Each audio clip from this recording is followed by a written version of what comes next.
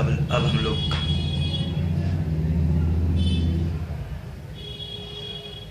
Auditor chapter का revision करने जा रहे हैं। कंपनी ऑडिट में सबसे पहले गवर्नमेंट कंपनी में फर्स्ट ऑडिटर का अपॉइंटमेंट सीएजी के द्वारा किया जाता है within 60 days from the date of registration of the company. अगर सीएजी नहीं कर पाता है फर्स्ट ऑडिटर का appointment within 60 days, then company के बोर्ड अपॉइंट करेंगे सच ऑडिटर को विद इन नेक्स्ट 30 डेज में। अगर बोर्ड भी अपॉइंट नहीं कर पाता है फर्स्ट ऑडिटर को within a period of next 30 days में, तो फर्स्ट ऑडिटर का appointment member of the company के द्वारा किया जाएगा within 60 days at an extraordinary general meeting EGM में। ऑडिटर होल्ड करेगा office till the conclusion of the first AGM. अब आते हैं appointment of subsequent auditor in case of a government company. अभी तो हमने फर्स्ट ऑडिटर का देखा था, अब सब्सिक्वेंट ऑडिटर का देख रहे हैं। सब्सिक्वेंट ऑडिटर का अपॉइंटमेंट सीएजी के द्वारा किया जाएगा within a period of 180 days from the commencement of the financial year. Subsequent auditor hold करेंगे office till the conclusion of the first AGM. अगर आपका कैजुअल वैकेंसी हो जाता है तो in the case of a company whose accounts are subject to audit by an auditor appointed by CAG, casual vacancy का appointment CAG के द्वारा with in 30 days में किया जाएगा। अगर CAG फेल हो जाता है to fill the casual vacancy, then board करेगी कैजुअल वैकेंसी को विद इन नेक्स्ट 30 डेज में। यहाँ गवर्नमेंट कंपनी मीन्स एक ऐसी कंपनी जिसमें not less than 51% of the paid up share capital held by the government. Government means central government, state government और combination of both. And ये include करते हैं एक ऐसी कंपनी को जो चाहे वो प्राइवेट कंपनी हो जो भी हो, एंड ये इंक्लूड करती है company which is a subsidiary company of such government company. अब हम लोग अदर देन गवर्नमेंट कंपनी में जाते हैं। अदर देन गवर्नमेंट कंपनी में फर्स्ट ऑडिटर का अपॉइंटमेंट बोर्ड के द्वारा किया जाएगा within 30 days from the date of registration of the company. And जो ऑडिटर अपॉइंट किया जाएगा वो होल्ड करेगा office until the conclusion of the first AGM. अगर बोर्ड अपॉइंट नहीं कर पाया तो वो इन्फॉर्म करेगा मेंबर ऑफ द कंपनी को। Member of the company appoint करेगा विद इन 90 डेज में at an extraordinary general meeting that is EGM में। एंड सब्सिक्वेंट ऑडिटर का अपॉइंटमेंट फर्स्ट एजीएम में किया जाएगा। फर्स्ट एजीएम में अपॉइंट किया जाएगा, या तो हम इंडिविजुअल को एज ए ऑडिटर अपॉइंट करेंगे या किसी फर्म को एज एन ऑडिटर अपॉइंट करेंगे, जो होल्ड करेगा office from the conclusion of the first meeting till the conclusion of its 6th AGM and thereafter till the conclusion of every 6th AGM. Filling of casual vacancy. अगर कोई casual vacancy हो जाता है, यहाँ पर दो कारण से कैजुअल वैकेंसी को कवर किया गया है। एक casual vacancy due to resignation and एक अदर केस में। अदर केस में कैजुअल वैकेंसी को फिल किया जाएगा बोर्ड के द्वारा विद इन 30 डेज में।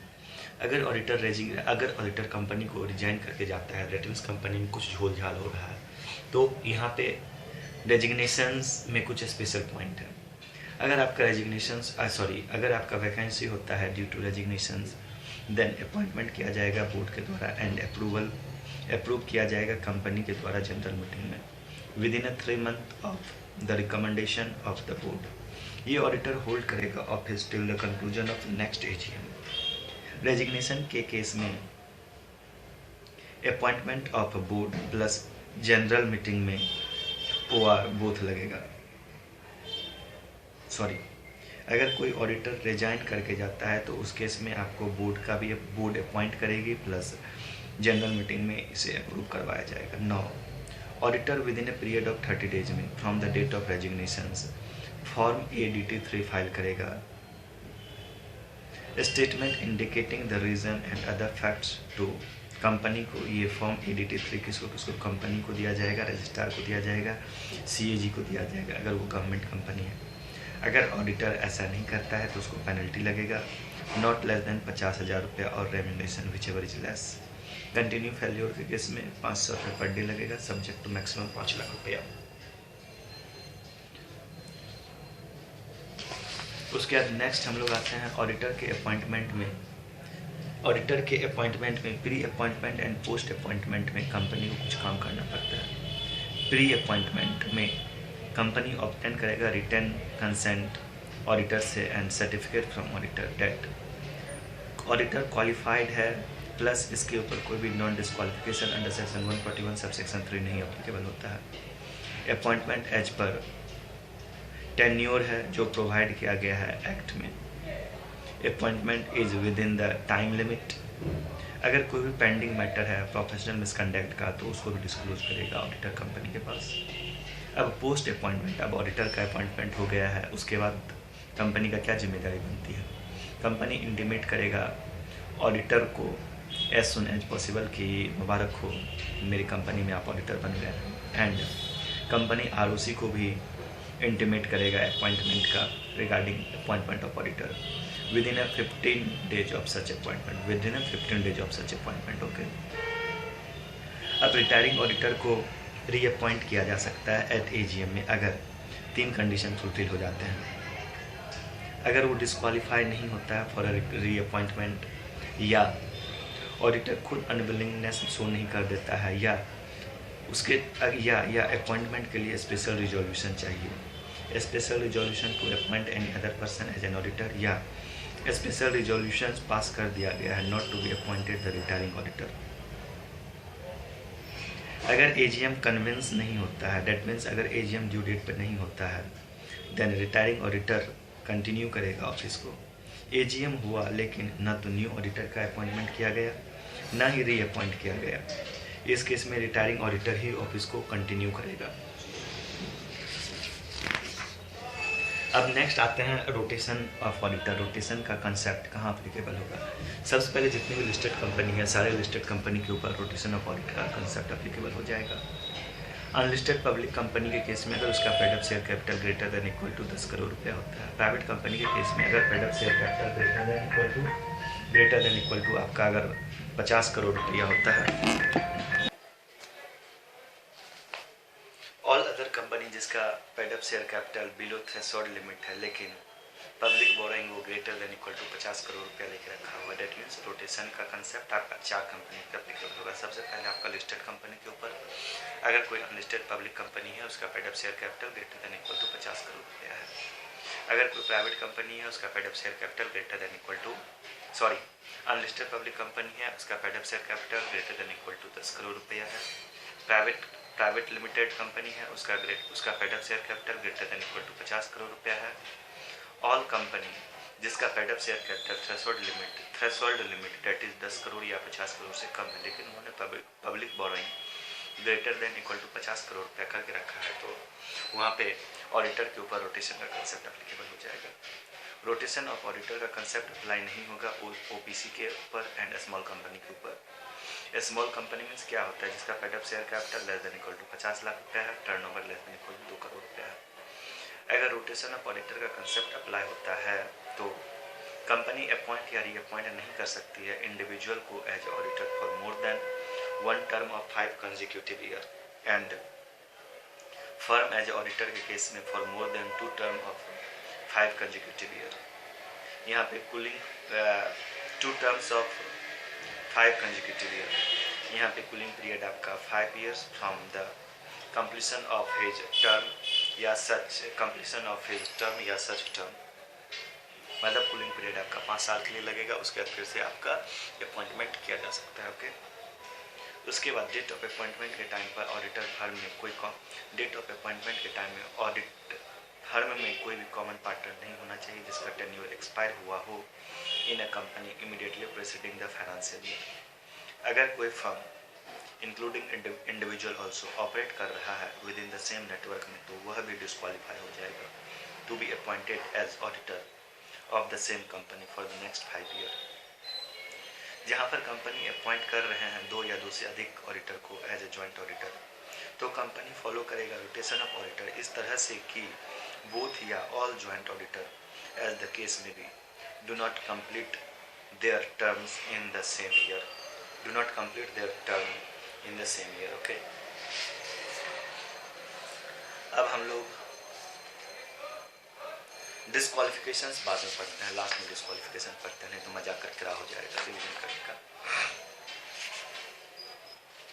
सेक्शन 144 में कुछ प्रोहिबिटेड सर्विस दिया गया, इसका हमने खुद से निमोनिक्स बनाया है। Amitabh Bachchan mutual fund, banking company and investment company में इंटरनल ऑडिटर नहीं बन सकता है। अमिताभ बच्चन, ए मीन्स आ जाएगा actuarial services, auditor actuarial services company में प्रोवाइड नहीं कर सकती है। बी मीन्स आ जाएगा accounting and book keeping services. Mutual fund, M means आ जाएगा management services. F means financial information services. फिर एफ मीन्स फाइनेंशियल सर्विसेज का आउटसोर्सिंग। बैंकिंग सर्विस नहीं दे सकता है। Investment company, that means investment adviser नहीं बन सकता है।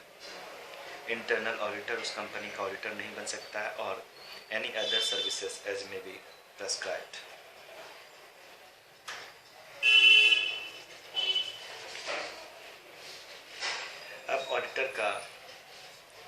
अब ऑडिटर रेम्यूनरेशन लेगा अंडर सेक्शन 142। रेम्यूनरेशन में क्या क्या इंक्लूड होता है? फी पेबल इंक्लूड होता है, अगर कोई एक्सपेंसेस इनकट किया जाता है इन बिहाफ ऑफ ऑडिटर से इंक्लूड किया जाएगा। अगर कोई फैसिलिटी एक्सटेंड किया जाता है ऑडिटर को, जैसे ट्रैवलिंग एक्सपेंसेस, होटल एक्सपेंसेस, ये सारे आपका फी में इंक्लूड रेम्यूनरेशन में इंक्लूड किया जाता है। लेकिन फी में इंक्लूड नहीं किया जाएगा कोई भी रेम्यूनरेशन जो पे किया जाता है ऑडिटर को for any other services rendered by him at the request of the company. Board fix कर सकती है रेम्यूनरेशन फर्स्ट ऑडिटर का, यदि फर्स्ट ऑडिटर का अपॉइंटमेंट बोर्ड के द्वारा होता है। ऑडिटर का रेम्यूनरेशन फिक्स किया जाता है जनरल मीटिंग में कंपनी के द्वारा। ऑडिटर रेम्यूनरेशन ले लिया है, अब अगर ऑडिटर अच्छे से काम नहीं करेगा तो उसे रिमूव कर दिया जाएगा before expiry of his term under section 140। Auditor का अगर रिमूवल कंपनी के द्वारा किया जाता है तो बोर्ड मीटिंग में बोर्ड रेजोल्यूशन पास किया जाएगा। विद इन 30 डेज में एप्लीकेशन सेंट्रल गवर्नमेंट को दिया जाएगा। अगर सेंट्रल गवर्नमेंट एप्लीकेशन को अप्रूव कर देती है तो उस अप्रूवल के विद इन 60 डेज में जनरल मीटिंग में एसआर पास करके ऑडिटर का रिमूवल कर देंगे। ऑडिटर का रिमूवल करने के लिए यहाँ पे ध्यान देने योग्य बातें ये है कि एसआर पास करना पड़ता है, जबकि डायरेक्टर का रिमूवल करने के लिए ओआर पास किया जाता है। लेकिन इंडिपेंडेंट डायरेक्टर्स का अगर आप रीअपॉइंटमेंट किए हुए हैं तो इंडिपेंडेंट डायरेक्टर्स को अगर रिमूव करते हैं तो उसके लिए एसआर पास किया जाता है। रिमूवल के लिए स्पेशल नोटिस दिया जाएगा बोर्ड को 14 days prior to the AGM. अब ये स्पेशल नोटिस कौन देगा? एक ऐसा पर्सन जो होल्ड करके रखा है 1% ऑफ शेयर कैपिटल, या वह पर्सन के पास fair value of share 5 lakh रुपए का है। डायरेक्शन ट्रिब्यूनल भी डायरेक्शन दे सकते हैं ऑडिटर को रिमूव करने के लिए अगर ऑडिटर एक्ट कर रहा है इन अ फ्रॉडुलेंट मैनर। जब रिमूवल ऑफ नोटिस ऑडिटर को दिया जाएगा, जब रिमूवल का नोटिस, ये ट्राइब्यूनल वाला इसके बात करते हैं। जब रिमूवल का नोटिस दिया जाएगा ऑडिटर को, तब auditor can provide his representation. Auditor attend कर सकता है एजीएम को, रीड आउट कर सकता है एजीएम में अपना representation on the request of the auditor.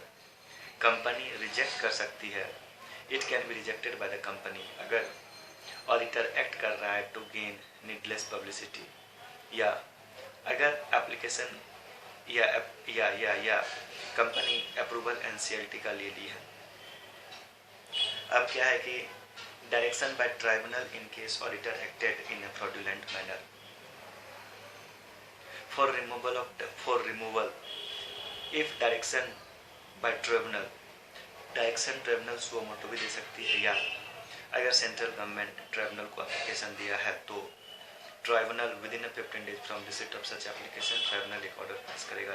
He should not function as auditor as an auditor and central government appoint कर सकती है another auditor in his place.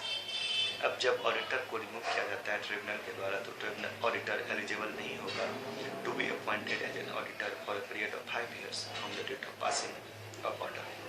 And auditor liable होगा penalty के लिए अंडर सेक्शन 447। ओके,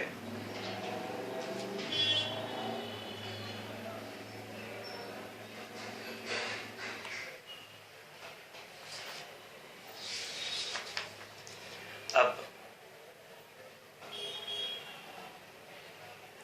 क्या है कि auditor under section 145 में ऑडिट रिपोर्ट साइन करेगा और ये ऑडिट रिपोर्ट को रीड किया जाएगा before the company in general meeting. उसके बाद आपका यहाँ पे एक रेफरेंस में लेना चाहूँगा आपको सेकेंड शेड्यूल का पार्ट 2 का क्लॉज 2, सेकेंड शेड्यूल का पार्ट 2 का clause 2। Council of the institute specify करती है that member of the institute in practice deemed to be guilty of professional misconduct अगर वो होल्ड करता है at any time appointment of more than the specified number of audit assignment, यहाँ पे 20 का जो आपको स्पेसिफाई किया गया है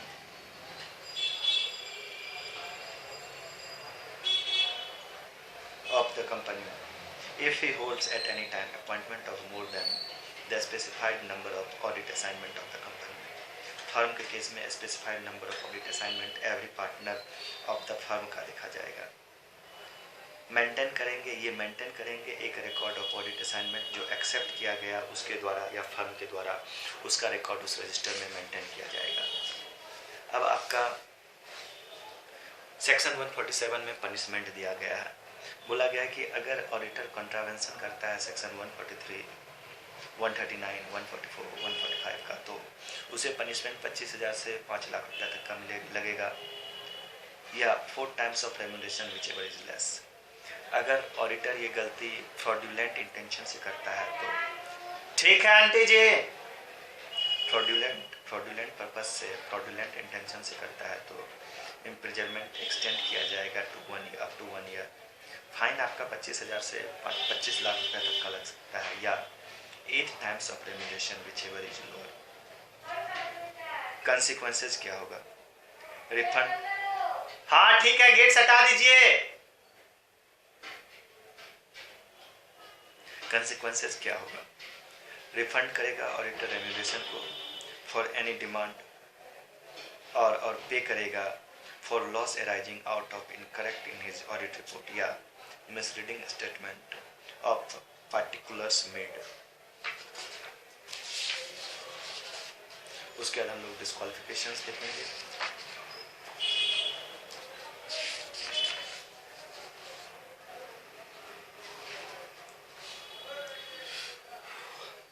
बोला जाता है कि कौन सा ऑडिटर एलिजिबल होगा ऑडिट करने के लिए। पर्सन जो एलिजिबल है, पर्सन एलिजिबल होगा अपॉइंटमेंट के लिए तभी वह जब सीए होगा। फर्म के केस में हुआ majority of partner practising in India are qualified for appointment. Disqualification of auditor section 143 subsection 3 में स्पेसिफाई किया गया। Body corporate other than LLP, body corporate auditor नहीं कर सकती है other than LLP. Indian company नहीं कर सकती है, फॉरेन कंपनी नहीं कर सकती है, एलएलपी नहीं कर सकती है। इंडिविजुअल ऑडिट कर सकती है, एज ऑडिटर अपॉइंट हो सकती है। Partnership firm and Indian LLP as an auditor appoint हो सकती है, एज एन ऑडिटर अपॉइंट हो सकती है। ठीक है, 1 मिनट।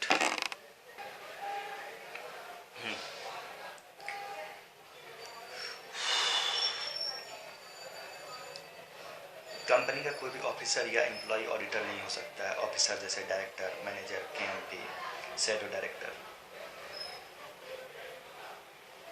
सब्सिडरी में क्वालिफाइड, ये देखते हैं बाद में क्या समझ हमको भी नहीं आ रहा। कोई भी ऑफिसर या एम्प्लॉय, कोई भी कंपनी का ऑफिसर और एम्प्लॉय है, उसका ऑडिटर ना तो पार्टनर हो सकता है ना तो एम्प्लॉयमेंट में हो सकता है। अगर होगा तो डिस्क्वालीफाई हो जाएगा। उसके बाद ऑडिटर या उसका पार्टनर या उसका रिलेटिव होल्ड नहीं कर सकता है कोई भी सिक्योरिटी या इंटरेस्ट कैश में। दैट मीन्स कंपनी में, एसोसिएट में, सब्सिडरी में होल्डिंग में। लेकिन रिलेटिव के लिए एक एग्जेम्पशन दिया गया है। रिलेटिव होल्ड कर सकता है सिक्योरिटी या इंटरेस्ट कंपनी में face value not exceeding ₹1 lakh का। After appointment corrective action to maintain the limit shall be taken by the auditor within 60 days of such acquisition और या इंटरेस्ट। मतलब उसका रिलेटिव अगर 1 लाख से ज़्यादा का आपको होल्ड कर ली है सिक्योरिटी या इंटरेस्ट कंपनी में, तो उसके विदिन 60 days में ऑडिटर करेक्टिव एक्शन ले लेगा। अगर नहीं ले पाया तो ऑडिटर को ऑफिस छोड़ना पड़ेगा। यहाँ पे रिलेटिव मीन्स क्या हो जाएगा? रिलेटिव मीन्स हो जाता है husband wife, mother father, brother sister, son son की वाइफ, डॉटर डॉटर का हस्बैंड। ओके, अब रिलेटिव या पार्टनर या खुद auditor indebtedness to the company नहीं, indebtedness to the cash and subsidiary of holding नहीं होनी चाहिए इन एक्सेस ऑफ ₹5 लाख। उसके बाद रिलेटिव ऑडिटर या पार्टनर गारंटी नहीं देना चाहिए और कोई भी security indebtedness of any third person in excess of ₹1,00,000 cash में एंड सब्सिडी ऑफ होल्डिंग में। फर्म या पर्सन डायरेक्टली इनडायरेक्टली, फर्म या पर्सन का डायरेक्टली इनडायरेक्टली कंपनी के साथ रिलेशनशिप, बिजनेस रिलेशनशिप नहीं होनी चाहिए कैश में या सब्सिडी ऑफ होल्डिंग में। बिजनेस रिलेशन मीन्स कोई भी ट्रांजेक्शन एंटर कर रहा है for a commercial purpose except commercial transaction in the nature of professional services या commercial transaction in the ordinary course of business at arm's length price. Auditor का relative company में director plus employee या KMP नहीं हो सकता है। कोई भी पर्सन जो फुल टाइम एम्प्लॉयमेंट में कहीं पे है तो वो एज एन ऑडिटर काम नहीं कर सकता है। पर्सन या partner of the firm holding नहीं कर सकता है appointment as an auditor of more than 20 companies other than OPC, government company, small company, private company अंदर प्राइवेट कंपनी जिसका paid up share capital less than 100 crore रुपया है, branch audit, foreign audit. That means कि एक auditor maximum 20 audit assignment ले सकता है जिसमें कि आप इंक्लूड नहीं करेंगे ओपीसी को, गवर्नमेंट कंपनी को, स्मॉल कंपनी को, प्राइवेट कंपनी जिसका paid up share capital 100 crore से कम का है, कोई ब्रांच ऑडिट या फॉरेन कंपनी का ऑडिट कर रहे हैं तो इसको 20 के लिमिट में आप काउंट नहीं करेंगे। ओके, उसके बाद अगर कन्विक्टेड बाय कोर्ट हो जाता है फॉर ऑफेंस इन्वॉल्विंग मॉरल टैप्टिट्यूड तो फॉर अ पीरियड ऑफ 10 साल के लिए आप डिस्क्वालीफाई हो जाएंगे for a period of 10 years not lapse from the date of such conviction तो आपकी अपॉइंटमेंट नहीं होगा। कोई भी जो पर्सन डेट में ऑडिटर है वो डायरेक्टली या इनडायरेक्टली रेंडर कर रहा है एनी सर्विसेज जो स्पेसिफाई किया गया अंडर सेक्शन 144 में कंपनी में, होल्डिंग कंपनी में या सब्सिडी कंपनी में। ओके, अब जो है ना इन शॉर्ट ये डिस्क्वालिफिकेशन जो है, ये डिस्क्वालिफिकेशन को इन शॉर्ट हम रिवीजन कर लेते हैं। फिर से बोला गया है पार्टनर ऑडिटर या ऑडिटर का रिलेटिव सिक्योरिटी या इंटरेस्ट होल्ड नहीं करेगा कैश में। रिलेटिव के लिए एग्जेम्पशन दिया गया है, relative up to face value not exceeding ₹1,00,000 company में होल्ड कर सकती है। अगर इससे ज़्यादा होल्ड कर लिया in excess, contravention corrective action auditor के द्वारा लिया जाएगा within 60 days from such acquisition. ये इनडेप्टनेस इन एक्सेस ऑफ ₹5,00,000 नहीं हो सकते हैं कैश में एंड सब्सिडी ऑफ होल्डिंग में। Guarantee security इनडेप्टनेस of any third person के लिए इन एक्सेस ऑफ ₹1,00,000 का नहीं हो सकता है कैश में and subsidy of holding company में। इसका बिजनेस रिलेशनशिप नहीं होना चाहिए कैश के साथ। कोई भी पर्सन जो ऑडिटर बनना चाहता है वो कहीं फुल टाइम एम्प्लॉयमेंट में नहीं होनी चाहिए। ऑडिटर होल्ड नहीं करनी चाहिए appointment as auditor of more than 20 companies.